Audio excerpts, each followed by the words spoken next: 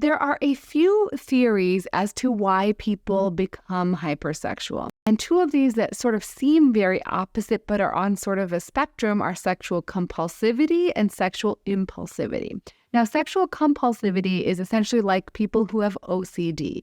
So, for example, when someone has a compulsion, they get a thought that is so difficult to ignore, and the only way for that thought to go away for them is to do the action. So very similarly, it's thought that people who have hypersexuality get these obsessive thoughts that they need to then proceed to complete the thought, in this case, the sexual behavior. And so these sexual behaviors may be a way that they seek to self-soothe themselves when they're having significant anxiety, depression, or mood conditions. On the other hand, impulsivity is essentially the inability to resist the urge to have sex. It's sort of similar, but in this case, though, when you have the act, you get pleasure, right? And that pleasure then reinforces the desire to go be impulsive again and try and achieve that pleasure. And so very often what these people will feel is they'll feel this strong sense of tension, which then during the act, they feel this immense relief and gratification. And then after the act, they feel guilty.